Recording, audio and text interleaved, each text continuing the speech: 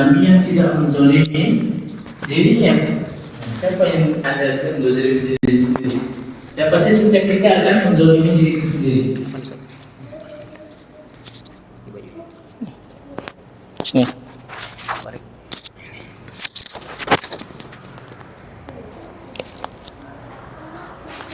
Nah, ketika ayat turun, maka sahabat ini merasa gelisah. Mereka bilang, siapa yang tidak menzalimi dirinya sendiri? Ya, mustahil, gitu ya. Karena kita manusia, gitu kan, pasti akan menzalimi diri kita sendiri. Maka beliau menjawab,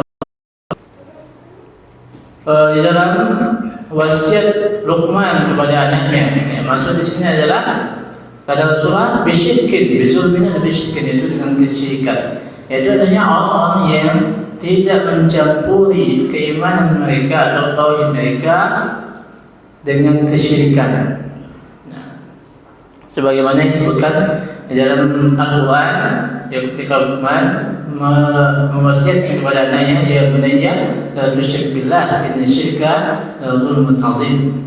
Wahai anakku, janganlah kamu berbuat syirik kepada Allah, sesungguhnya kesyirikan adalah kezaliman yang besar. Jadi sahabat, ya, insyaallah, ketika mereka mendengarkan ayat-ayat berupa nasihat, ancaman, yang mereka khawatirkan itu adalah diri mereka sendiri. Ya, kalau kita sebagian kita ini kalau ada ayat seperti itu, untuk apa? Untuk memvonis orang lain. Yang dinilai itu orang lain dulu. Oh, fulan begini. Fulan begini. Coba lihat sahabat. Inilah yang sungguhnya ilmu. Sebagaimana Allah katakan innamal ilma khasyatullah. Sungguhnya ilmu itu adalah rasa takut kepada Allah. Itu yang menimbulkan rasa takut, sehingga dengan rasa takut dia khawatir azab Allah Subhanahu wa taala. Itulah ilmu yang sebenarnya. Bukan ilmu yang digunakan untuk menilai seseorang, ya, menilai saudara kita yang lainnya. Itu seharusnya seperti itu, semakin lama kita ngaji, semakin lama kita menuntut ilmu, itu semakin takut kepada Allah. Yang kita khawatirkan itu diri kita sendiri. Kita ini selamat atau tidak, ya kan? Karena tidak ada jaminan. Orang lain, ya dia akan menguruskan dia sendiri. Baik. Maka Rasulullah pun menjawab bahwasanya yang dimaksud bizulmin di sini bukan kezaliman, ya, kezaliman yang kita pahami secara umum, tapi maksudnya adalah kesyirikan. Karena kalau kezaliman secara umum, maka tidak ada yang selamat manusia di dunia ini. Semuanya pasti akan menzalimi dirinya sendiri. Nah, kemudian penulis di sini menyebutkan, ya, hubungan antara bab ini dengan bab sebelumnya, ya, bahwasanya lamma bayyana fi hadzal bab fi bab al-awwal wujub at-tauhid wa ma'nahu bayyana fi hadzal bab fadl at-tauhid wa asaghahu al-hamidah wa nata'ijahu al-hamid jamilah allati minha takfiruz dzunub. Ketika sebelumnya, bab sebelumnya, ya, beliau menjelaskan tentang hukum atau kewajiban tauhid, ya, dan maknanya, maka pada bab ini beliau menjelaskan tentang keutamaan, ya, keutamaan tauhid dan buah dari tauhid tersebut. Ini sebagaimana pernah kita jelaskan di awal pertemuan, bahwasanya salah satu metode ulama di dalam menulis kitab ataupun di dalam menjelaskan suatu permasalahan, bukan ini metodenya Nabi, bukan metodenya ulama mengikuti. Yaitu mereka menjelaskan hukumnya dahulu, ya, menjelaskan hukumnya dahulu, sehingga dengan adanya hukum itu orang menjadi terikat. Oh, ini hukumnya wajib, tidak boleh tinggalin, gitu kan? Kemudian setelah itu baru menjelaskan keutamaannya untuk semakin mendorong dia semangat untuk melakukan hal tersebut. Nah, sebagaimana juga di dalam Al-Quran juga gitu, seperti ayat tentang puasa, ya. Allah mengatakan, ya ayyuhalladzina amanu kutiba 'alaikumusiyam kama kutiba 'alal ladzina min qablikum. Apa ini? Apa? Sebutkan di awal, kutiba 'alaikumusiyam, itu diwajibkan kepada sekalian berpuasa. Kemudian setelahnya apa? La'allakum tattaqun, agar kalian bertakwa. Itu samarahnya, buahnya. ataupun keutamaannya dari puasa tadi adalah membuahkan ketakwaan kepada Allah Subhanahu wa Ta'ala. Itu metode para metodenya Al-Quran dan metodenya Nabi, kemudian diikuti para ulama. Karena sebagian orang atau sebagian kelompok mereka lebih mengutamakan keutamaan, tidak menjelaskan hukumnya. Nah, sehingga ketika dia merasa jenuh, nama manusia rasa jenuh kan, akhirnya ditinggalkan karena dia mikir itu cuma keutamaan doang, gitu kan? Tidak dikata tadi berupa hukum, tapi kalau dia tahu itu hukumnya adalah wajib, gitu kan? Sehingga dia enggan meninggalkannya, walaupun jenuh, tapi dia harus paksa dirinya karena itu hukumnya adalah wajib, gitu kan? Nah, seperti itu. Nah, karena dikatakan di ajli hassi alaihi wa targhib fihi, yaitu untuk memotivasi dan menambah semangat. Jadi keutamaannya adalah agar orang termotivasi untuk melakukan suatu perbuatan tersebut. Nah, kemudian beliau menjelaskan makna bab sebelumnya sudah kita jelaskan ya, bahwasanya bab itu adalah bab madkhal, pintu masuk, ya, bab pintu ini. Nah, tapi kalau dalam bahasa Arab maka bab itu adalah sebuah tema besar, ya. Sebuah tema besar yang di dalamnya ada permasalahan-permasalahan lain lagi. Misalkan dalam fikih itu kan bab taharah, maka itu ada bab istinja, bab wudu, bab yang lainnya lagi kan. Itu maksudnya dari kata bab. Kemudian yukaffiru, yaitu at-takfir secara luas di sini as-satru wa taghtiyah. Takfir di sini waktu penghapusan dosa ini ada. Secara bahasa artinya menutupi, ya. Adapun secara syariat mahwuz dzunub atau mahwuz dzanbi hatta yasira bi manzilatil ma'lum. Nah, makna menghapuskan di sini itu dia menghapuskan dosa itu hingga dosa itu tidak ada sama sekali. Ya. Jadi tauhid ini dia menghapuskan dosa hingga dosa itu bersih, gitu, tidak ada. Nah, tidak ada sama sekali. Bukan hanya sebagian saja. Nah, maka sebutkan di sini min di sini min az-dzunub. Min di sini kalau yang pernah banyak bahasa Arab artinya apa? Dari, ya. Dari. Tapi sebenarnya min itu banyak sekali artinya. Ada artinya sebagian, dia bermakna sebagian. Misalkan wa minan nasi may yaqulu amanna. Nah, itu min artinya sebagian. Sebagian manusia itu ada yang berkata kami beriman. Nah, tapi min di sini bukan sebagian. Artinya kalau kita artikan sebagian, sehingga artinya apa? Tauhid menghapus sebagian dari dosa. Artinya makna yang salah. Tapi min di sini adalah kata beliau di sini bayaniyah, yaitu menjelaskan bahwasanya min di sini maknanya menghapuskan dosa semuanya, bukan bermakna sebagian. Nah, sehingga dosa yang dihapus adalah seluruhnya, bukan sebagiannya saja. Kemudian adapun dosa itu sendiri maknanya mayaqbuhu akibatuhu, yaitu yang akibatnya itu jelek atau tidak terpuji, itu dosa. Ya, kalau dia menghasilkan suatu akibat yang tidak terpuji atau jelek, itu adalah sebuah dosa. Kemudian amanu, yaitu makna amanu sini beriman. Orang beriman ini iman di sini, ya, dalam pengertian Ahlussunnah wal Jamaah itu saddaqu biqulubihim, dia membenarkan dengan hatinya, kemudian wa nataqu bi alsinatihim, kemudian dia mengucapkan dengan lisannya, kemudian wa amilu bi jawarihim, dan mengamalkan dengan anggota tubuhnya. Nah, wa suzalika tauhid, puncaknya adalah tauhid, yaitu keimanan. Maka tidak cukup orang mengatakan kami beriman tapi tidak beramal. Nih, dia beriman, kami beriman kepada Allah, kami beriman kepada Rasulullah, tapi dia tidak beramal, tidak sholat, tidak puasa, tidak cukup, ya, tidak cukup. Dia harus beramal. Nah, dan puncaknya adalah tauhid, sebagaimana Rasulullah katakan dalam hadis yang lain, beliau mengatakan al-iman sab'un wa sab'un syu'bah itu sab'un syu'bah. Yaitu iman itu ada 70 lebih. Fa'alaha kalimat la ilaha illallah atau qaul la ilaha illallah. Yang paling tinggi, paling puncaknya dari keimanan adalah kalimat la ilaha illallah. Wa adnaha imatatul adha 'an tariq, itu menyingkirkan gangguan dari jalan. Ya, menyingkirkan gangguan dari jalan itu bagian juga dari keimanan, bagian dari kesempurnaan iman. Kemudian wal haya dan iman juga, rasa malu juga bagian dari keimanan, kata Rasulullah SAW. Jadi puncak dari segala itu adalah kalimat tauhid atau at-tauhid.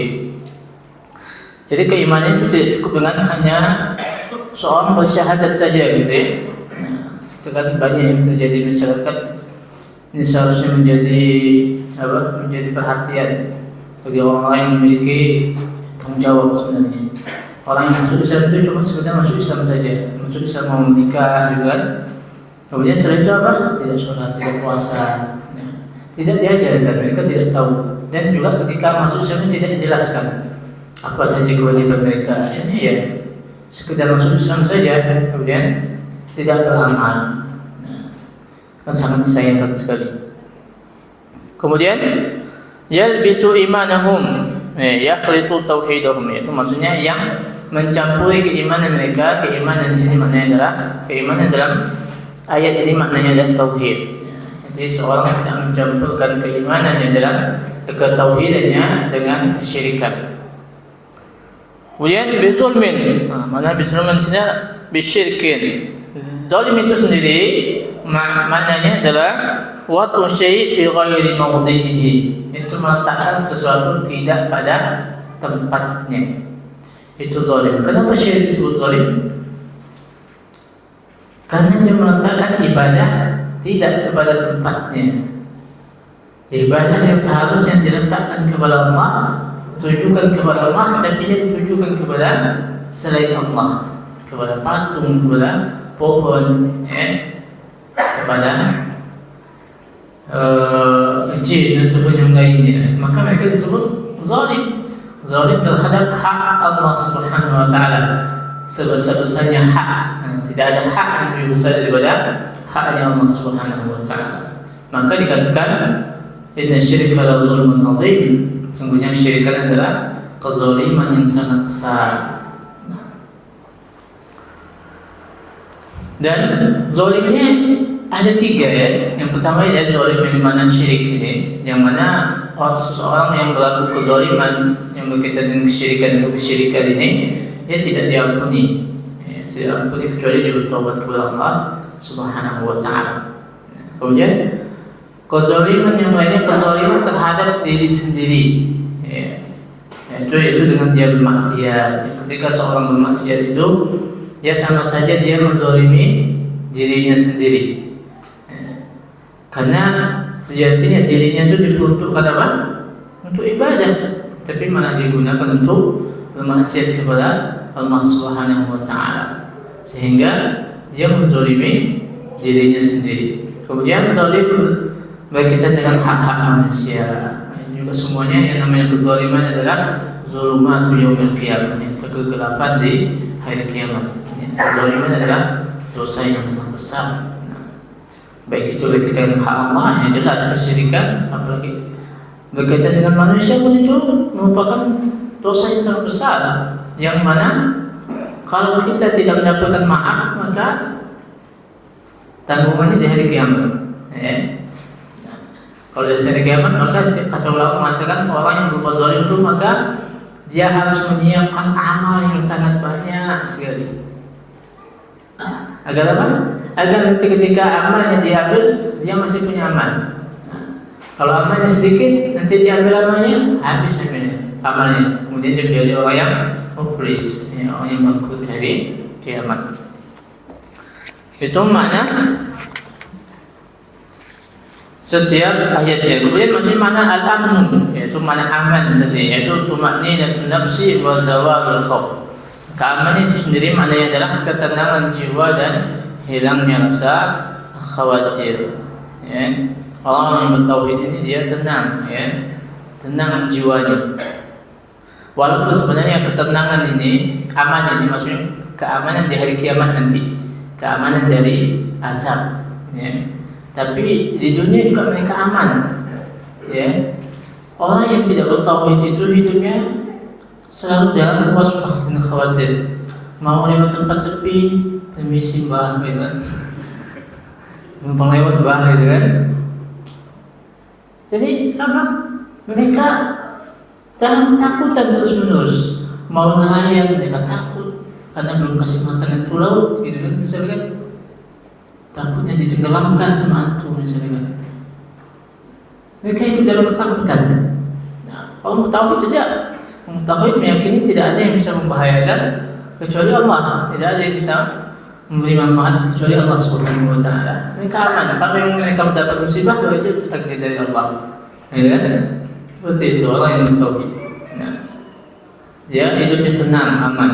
Nah, tapi maksudnya aman di sini adalah aman di hari kiamat dari azab Allah Subhanahu wa taala. Nah, kemudian muhtadun yaitu orang yang mendapat petunjuk, yaitu muwaffaqun lisayr 'ala siratal mustaqim sabituna 'alaihi. Yaitu dia orang yang mendapat petunjuknya adalah orang-orang yang mendapatkan taufik untuk berjalan di atas jalan yang lurus, kemudian istiqamah di atasnya. Nah, itu di dunia. Orang yang bertauhidnya adalah orang yang mendapatkan petunjuk dari Allah Subhanahu wa taala. Orang yang mendapatkan petunjuk karena dia berada di atas jalan yang lurus. Itu mana-mana sebagian dari ayat tersebut. Itu mana-mana ghalib yang asing dari ayat di atas. Kemudian makna secara umum, makna ayat ini secara umum yaitu yukhbiru subhanahu anna alladhina akhlasul ibadata lillah wahda wa lam yakhlitu tauhidahum bisyirk humul aminuna minal makhawif wal makarih yawmal qiyamah al-muhtaduna lisayri 'ala siratal mustaqim fid dunya. Allah Subhanahu wa taala sini mengabarkan kepada kita bahwasanya orang yang bertauhid atau orang yang mengikhlaskan ibadahnya hanya kepada Allah saja dan tidak mencampurkan keimanan atau tauhid mereka itu dengan kesyirikan, jadi mereka tidak berbuat kesyirikan, maka mereka adalah orang-orang yang aman dari segala khawatiran dan sesuatu yang tidak mereka sukai di hari kiamat. Itu yang dimaksud tadi, di hari kiamat. Kemudian mereka orang-orang yang mendapatkan petunjuk untuk berjalan di atas jalan yang lurus di dunia. Tidak ada jalan yang lurus kecuali di atas tauhid ini. Keamanan ini mencakup semuanya. Sebenarnya kalau kita mau aman termasuk negara, suatu negara juga, suatu rumah dan ruang lingkup lebih kecil dari rumah keluarga, maka itu hendaknya bertauhid. Ajarkan kepada keluarga-keluarga kita tauhid. Begitu dalam ruang lingkup yang lebih besar, negara misalkan, hendaknya negara mendukung kita. Contohnya sudah ada negara Saudi, kan? Aman, makanya mereka bertauhid semuanya. Walaupun ada ketidakamanan, tapi kecil gitu ya. Nah, skala kecil saja. Orang mencuri berzina ada skala kecil. Kalau kita coba yang rumahnya punya TV misalkan, yang melihat berita itu setiap hari ada berita pembunuhan, berita inilah, berita itulah. Hampir setiap hari seperti itu beritanya, tidak jauh dari pembunuhan. Seolah hidup manusia tidak ada harga sama sekali di negara kita ini. Jadi seperti itu kalau semua bertauhid, insyaallah maka sebuah negara itu akan aman. Itu juga dalam ruang lingkup yang lebih kecil, yaitu keluarga. Kemudian munasabatul ayat al-bab, yaitu hubungan ayat ini terhadap bab. Kenapa ayat ini dijadikan dalil akan bab ini? Bahwasanya ayat ini menunjukkan dalat ala fadli tauhid wa takfiriz dzunub, yaitu dia menunjukkan akan keutamaan tauhid dan penghapusan terhadap dosa. Kemudian faidatul hadis atau ma yustafadu min al-ayat, ayat, faedah ayat, yaitu yaitu fadlu tauhid wa samaratuhu fid dunya wal akhirah.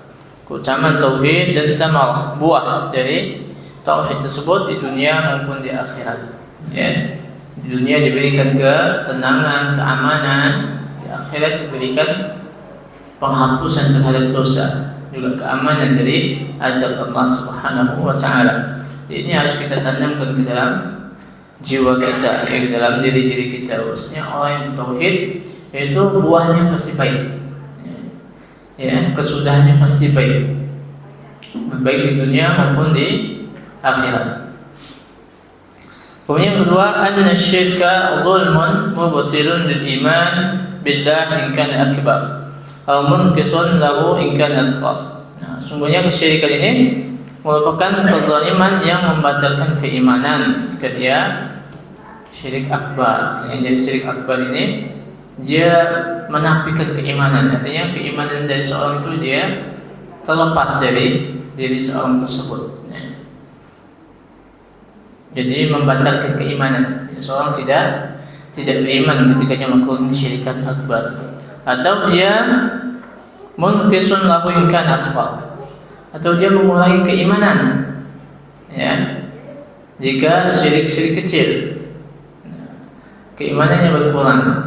Tapi tetap dosa syirik kecil ini, ya, sebagaimana sering kita ulang-ulang, dia lebih besar daripada dosa-dosa besar yang lainnya.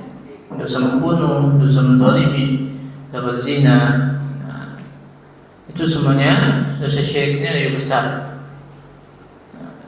Dia tidak diampuni. Walaupun dosa-dosa besar ini ulama mengatakan tahta masyiatillah, di bawah kehendak Allah. Insya azabahu wa insya ghafara lahu. Jika Allah berkehendak, Allah azab dia, atau sebaliknya jika Allah berkehendak, Allah ampuni dia, langsung masuk surga. Adapun dosa-dosa kecil itu terhapuskan dengan kebaikan-kebaikan yang kita lakukan, atau sholat 5 waktu, atau sholat 2 waktu 5 waktu yang lainnya, antara zuhur dan asar, asar dan maghrib, maghrib dan isya dan seterusnya, itu menghapuskan dosa-dosa kecil. Selama kita menjauhi dosa-dosa besar tersebut.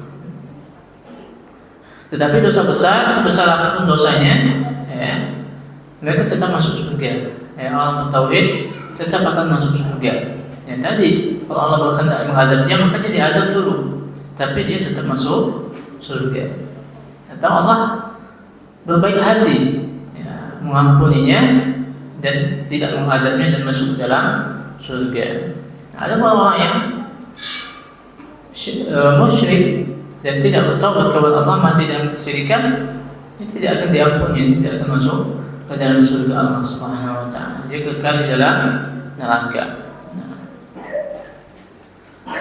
Kemudian yang ketiga, anna syirka la yughfar. Nah, bahwasanya kesyirikan itu tidak diampuni, ya. Selama dia tidak bertobat. Sekali lagi, tetap adalah ada pengikatnya, yaitu tidak bertobat, ya. Selama dia bertobat di dunia sebelum kematiannya, maka dia diampuni kalau tobatnya benar, ya. Dia akan diampuni Allah Subhanahu wa taala. Sebesar apapun dosa seorang, ya, dia akan diampuni. Dosa syiriknya diampuni saja, diampuni, ya. Apalagi dosa-dosa selain syirikan. Akan tapi jangan juga kita bersantai dengan dosa tersebut. Sebagai orang yang rasa harapnya itu lebih tinggi daripada rasa takutnya kepada Allah, sehingga dia bermaksiat itu santai saja, santai saja. Itu kan Allah kan maha mengampuni, gitu kan. Akhirnya dia terus menerus dalam dosanya, walaupun dosa kecil. Dia terus menerus, apalagi kalau dosa kecil itu dianggap biasa, itu malah menjadi dosa besar. Terus menerus kita tidak ada jaminan kalau kita mati dalam keadaan tidak bermaksiat, ya kan? Kalau kita terus bermaksiat, orang patah harap mengatakan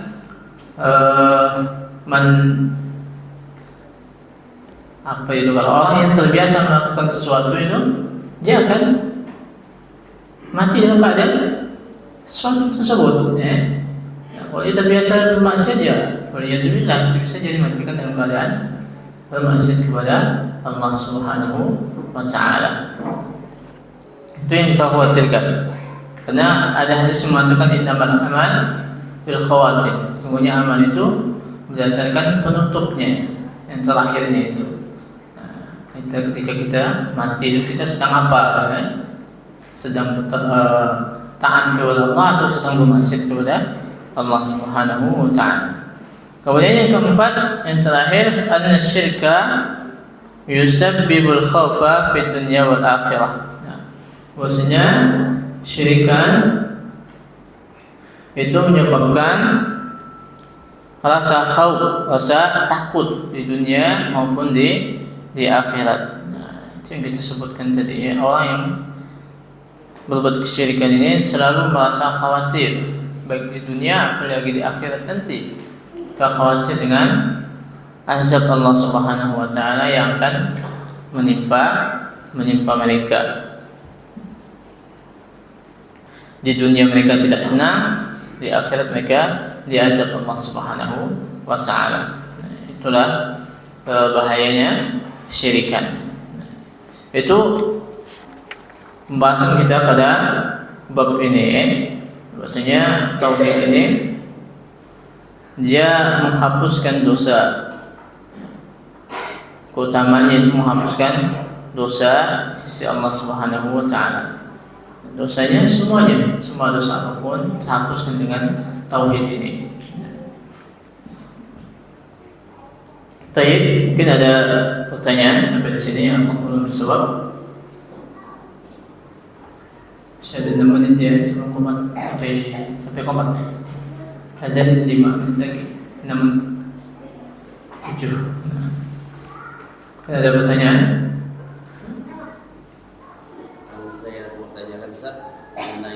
Sebab misalnya saya pernah dengar sebab menyadarkan sesuatu dengan sebab itu jatuhnya ke sirik kecil gitu Ustaz. Jadi pertanyaan saya, apakah kita mendengar sesuatu misalkan ada orang kecelakaan, misalnya oh itu sebabnya itu, misalnya sebabnya itu apakah disebut kita sudah menyadarkan sesuatu dengan sebab atau gimana Ustaz? Barakallahu. Waalaikumsalam. Yaitu menyadarkan sebab menyampaikan sesuatu pada sebab itu dapat menjatuhkan kepada kesyirikan ini.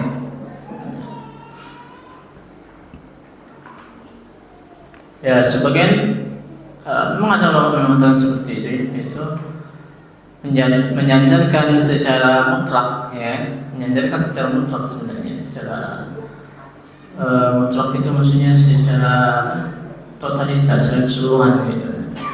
Itu memang bisa jatuh kepada kesyirikan. Hanya saja ya, kalau orang yang sudah bertauhid itu pasti dia memahami bahwa itu bukan penyadaran yang mutlak gitu kan.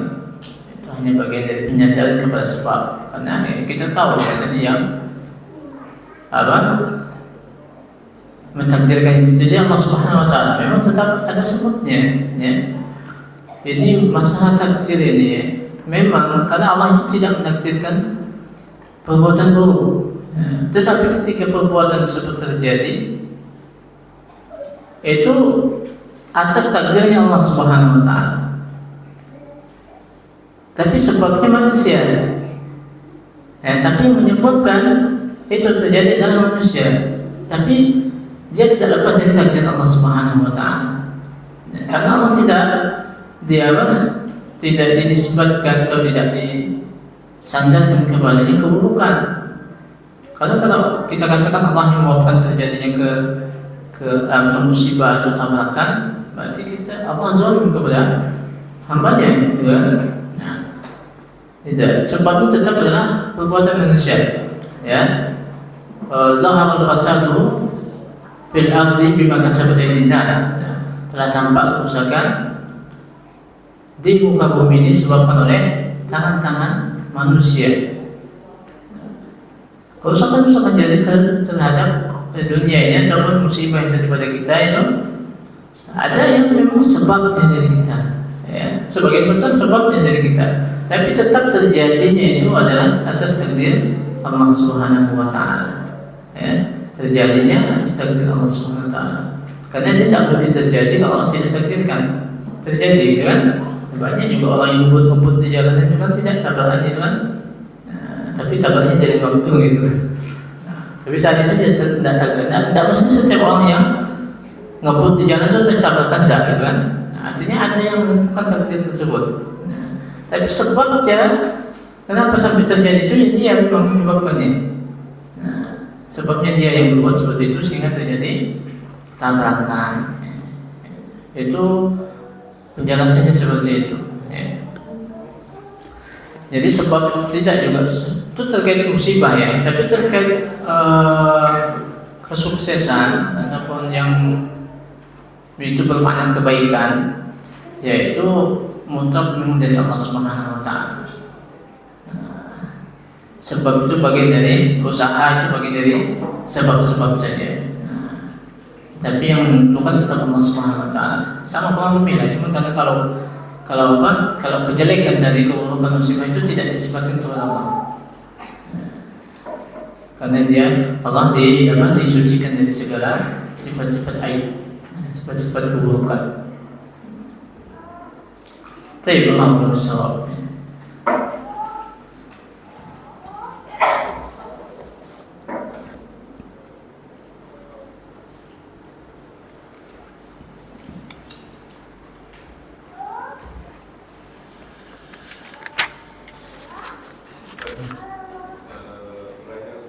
Apa hukumnya ramalan cuaca, Ustaz? Ramalan cuaca. Ramalan cuaca. Hukumnya ramalan cuaca dan bagaimana juga seseorang itu mengambil keputusan berdasarkan ramalan cuaca. Hingga seperti itu, Ustaz. Karena memang sekarang kan di setiap smartphone pun ada aplikasi cuaca. Kemudian ada BMKG, ada weather, situs yang memberitahukan mengenai ramalan cuaca. Terkait ramalan cuaca ini, itu bukan ramalan sebenarnya, tapi prediksi saja.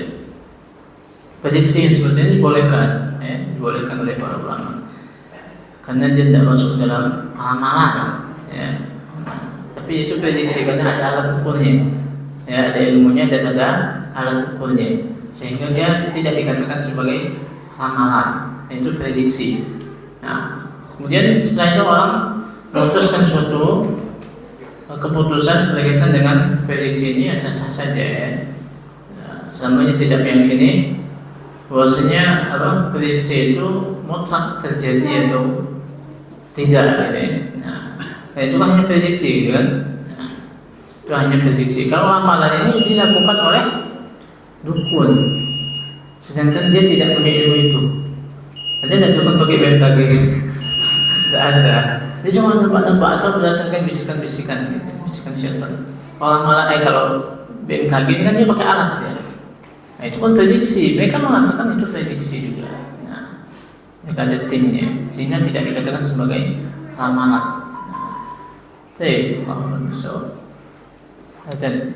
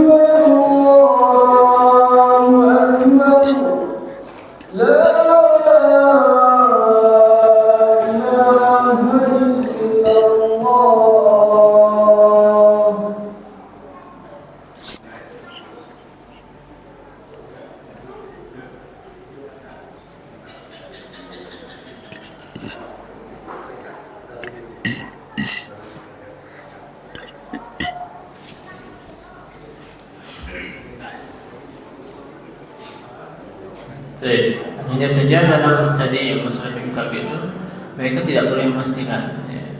Kalau sampai mereka memastikan itu masuk ke dalam ramalan. Jadi mereka itu tidak disebut ramalan tapi prediksi berdasarkan indikator-indikator ilmiah. Ya. Mereka meneliti dan seterusnya. Kalau orang dahulu kan dia pakai bintang, ya. Nah, pakai bintang kalau tidak ada bintang malam hari itu kemungkinan hujan seperti itu. Itu hanya prediksi saja. Kalau sampai dia memastikan itu baru masuk ke dalam ramalan. Tidak boleh memastikan. Kan tidak tahu kadang apa yang terbaru-baru dengan prediksi gempa megatrust dalam waktu dekat katanya, beberapa minggu yang lalu atau mungkin sebulan yang lalu prediksinya. Alhamdulillah, walaupun Kalimantan tak masuk ya, tapi alhamdulillah masih belum gitu ya. Artinya itu hanya prediksi. Jangan sampai memastikan saja.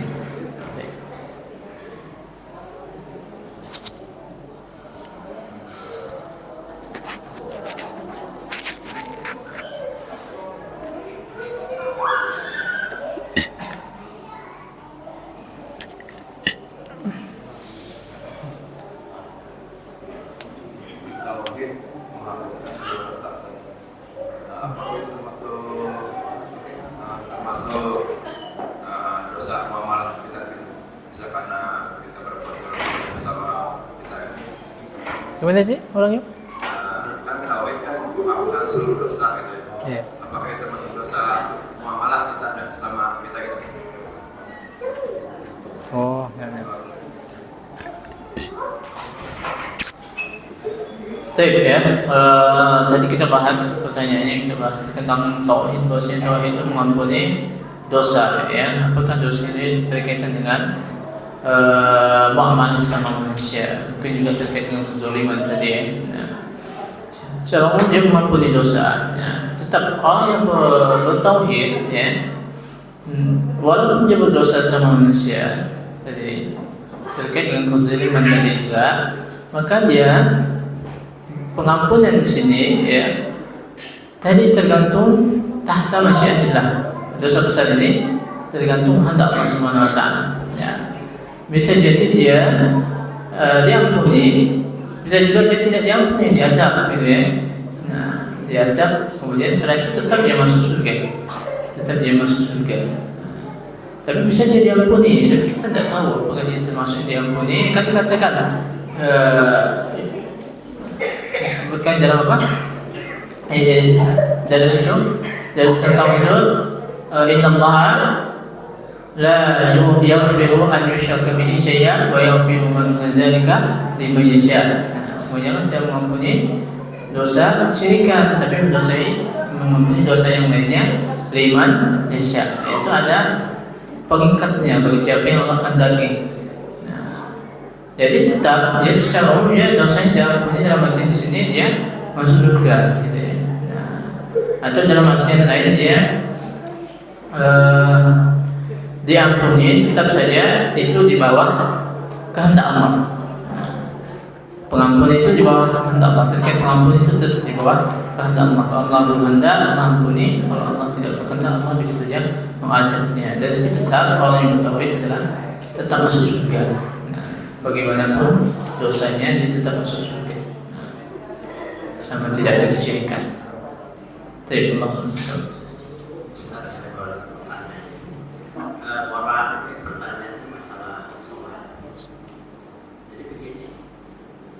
Kalau kita uzur, biasanya kita sholat itu, misalnya kita jalan kaki, sholat duduk. Lalu kalau imamnya itu duduk, berarti yang saya tahu maksudnya harus ikut duduk semua. Yang pernah saya dengar seperti itu. Ya, pada itu benar, dimohon penjelasan. Ada sebuah yang mengajar kepada saya. Imam ini biasanya kalau misalnya di rumah ya Pak, kita jadi imam karena mujur kaki kita kembang, tapi masih mampu berdiri. Untuk berdiri bisa, untuk rukuk bisa, Tapi kalau untuk duduk antara buat sujud itu nggak bisa karena sakit luar biasa. Nah, yang jadi pertanyaan, imamnya pakai kursi berdiri, kemudian bagaimana dengan makmumnya? Karena imamnya itu nanti ada berdiri, ada duduk di atas kursi. Mohon penjelasan. Terima kasih. Sholat ya, pertanyaannya itu kalau imamnya sholat duduk ya, seharusnya makmumnya duduk juga gitu, karena makmum ikut duduk. Tapi kemudian tadi apa, imamnya misalkan sakit, dia bisa apa, bisa ruku, bisa ruku ya, bisa berdiri, tapi tidak bisa sujud ya. Nah, bagaimana gitu ya? Terkait sholat ini ya, qiyam ini kan, berdiri ini kan rukun ya, rukun artinya dia harus berdiri, kecuali ada sesuatu yang darurat juga, dan tidak bisa menjadikan dia berdiri maka duduk. Tapi kalau kasusnya seperti tadi, maka hendaknya kalau dia duduk di kursi ya, makmumnya berdiri, sebenarnya kalau dia masih bisa berdiri itu diusahakan berdiri ya. Sehingga bahkan yang sholat duduk itu pun ya, sebagian ulama mengatakan ya, kalau memang bisa berdiri ya berdiri, sehingga ketika berdiri rukunya itu harus dalam keadaan berdiri. Kemudian baru ketika sujud dalam keadaan duduk saja, duduk dengan membungkukkan badannya. Nah, kalau dia tidak bisa sujud itu dengan membungkukkan badannya saja. Jadi imamnya tetap sebagaimana makmumnya tetap sebagai mana biasanya. Tapi kalau alam satu masalah fikih ini ya, masalah banyak beda pendapat ya. Mungkin ada satu yang pendapat seperti ini atau sebaliknya.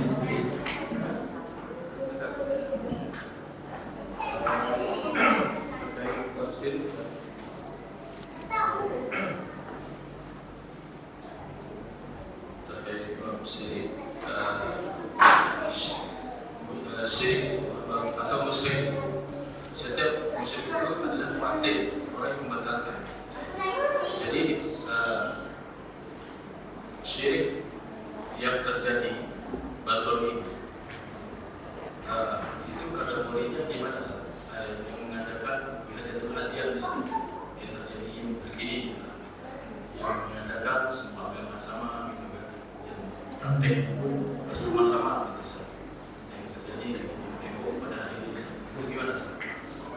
Oh, yang baru ini ya, terkait apa, kedatangan itu Aus ke Masjid Istiqlal.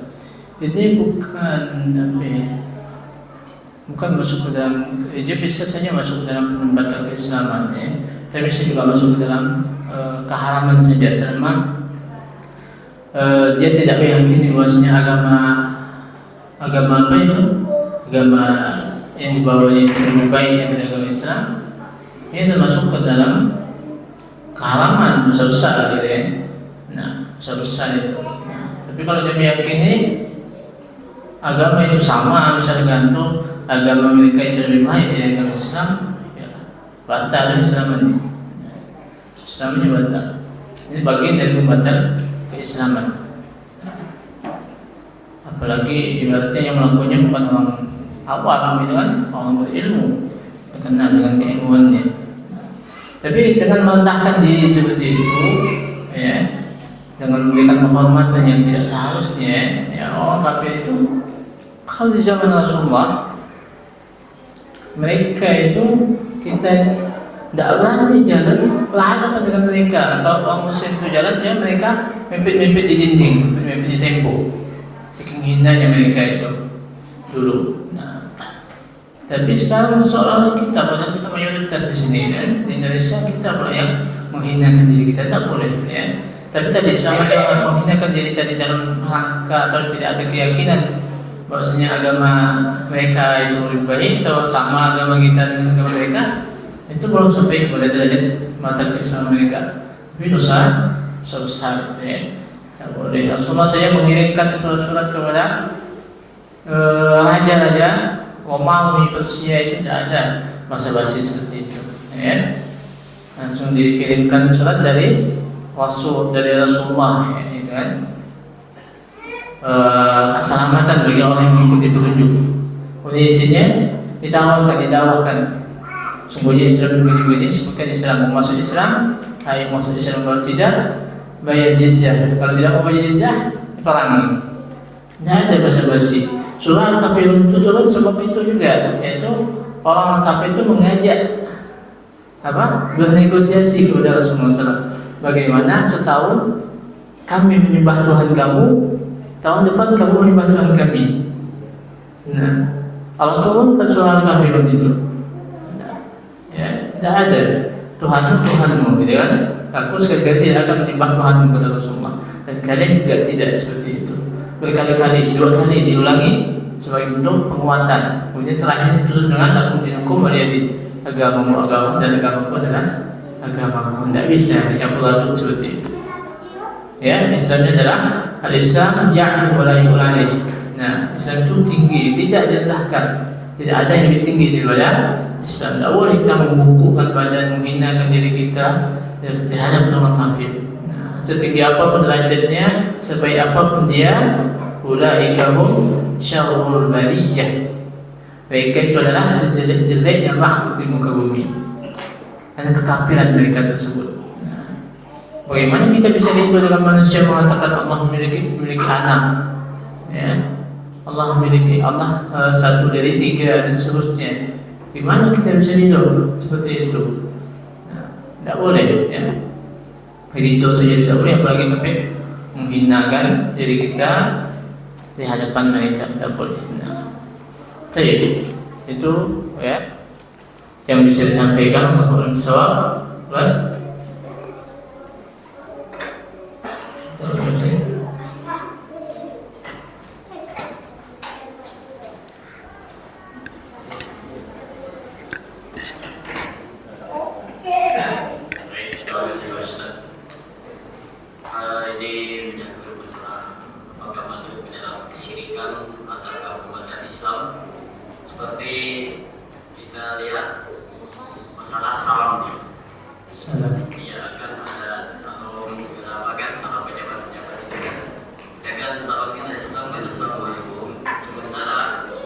kita kalau tidak mengucapkan itu, kita pelayan di pemerintahan itu akan ditegur, malah teguran keras, bisa saja pemecatan kalau tidak mengucapkan itu bertentangan.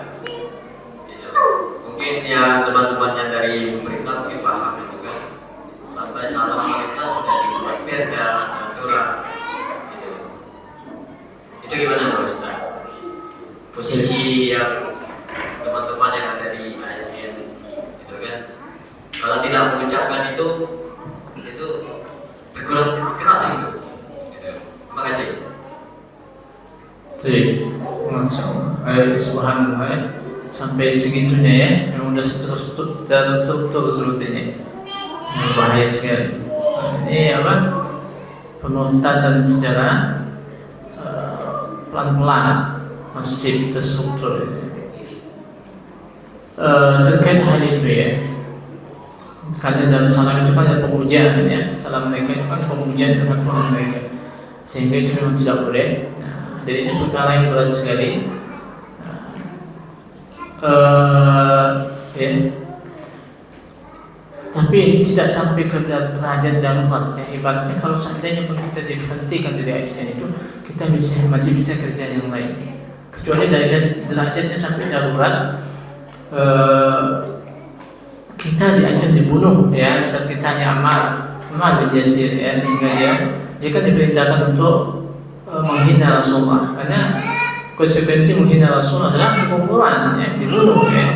Nah, ketika itu dia dipaksa, awalnya dia tidak mau, tapi dia dipaksa terus kan, kalau dia dibunuh dia, dibunuh, tapi akhirnya dia mengucapkannya. Kemudian setelah itu dia menangis, mengadu kepada Rasulullah. Kalau dia sudah mengucapkan begini, maka turun ayat. Nah, ayat itu yang memberikan kabar gembira kepada Ammar bin Yasir selama dia mengucapkan itu karena terpaksa, dan hatinya tenang dalam keimanan, maka tidak masalah. Nah, karena dalam keadaan darurat, ya. Nah, ada kaidah mengatakan ada darurat tubihul mahzurat. Nah, itu darurat ini membolehkan hal-hal yang terlarang. Nah, tapi tadi apakah daruratnya sampai tahap membahayakan diri kita?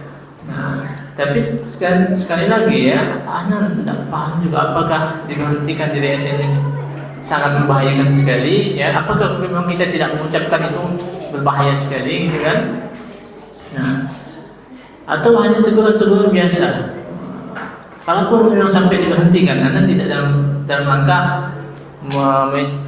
menganjurkan atau berhenti gitu ya, tidak. Nah, apalagi misalkan itu satu-satunya ibaratnya saat ini musim kondisi sudah berumur, satu-satunya pekerjaan yang bisa dikerjakan, gitu kan? Mungkin berat gitu kan ya. Maka coba diajak dialog sekali lagi, atasannya itu. Kita harus berhenti juga sampaikan kebenaran tentang itu ya. Diajak dialog, apakah ini tidak bisa toleransi hal-hal yang remeh sekali gitu kan? Kenapa harus diikutkan? Toleransi tidak seperti itu seharusnya. Nah, toleransi itu masing-masing ada jalan, silahkan kita jalan seperti silahkan, kita tidak ganggu gitu. Bukan kita ikut mereka atau mereka ikut kita, itu bukan toleransi namanya. Nah, kalau memang tidak bisa diskusikan, maka antum mungkin bisa bertanya kepada Ustaz mungkin yang lebih tinggi ilmunya, ada ke jalan keluar yang lain. Tapi kalau anda melihat ya, diberhentikan di SN bukanlah kedaruratan sehingga kita harus mengikuti kumpulan tersebut. Nah, ini pandangan anda ya.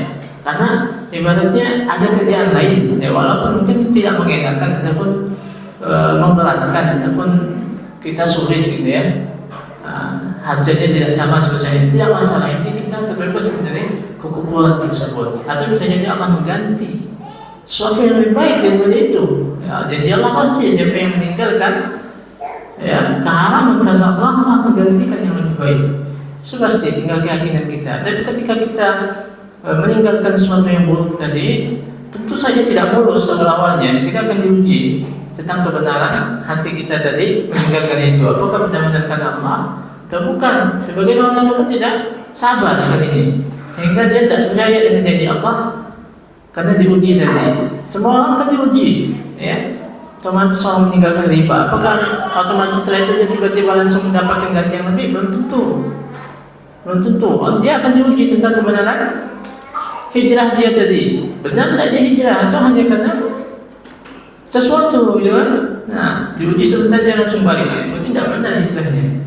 Nah, maka asalnya ya bisa ditanyakan lagi kepada Ustaz yang mungkin ilmunya lebih tinggi, lebih mampan, lebih senior juga, mudah-mudahan dapat dan keluar yang lebih baik. Nah, karena kalau ada yang melihatnya seperti itu, ya sebatas pengetahuan yang anda pahami. Ya, semoga teman-teman yang berada dalam kondisi itu diberikan jalan keluar oleh Allah Subhanahu wa Ta'ala. Assalamualaikum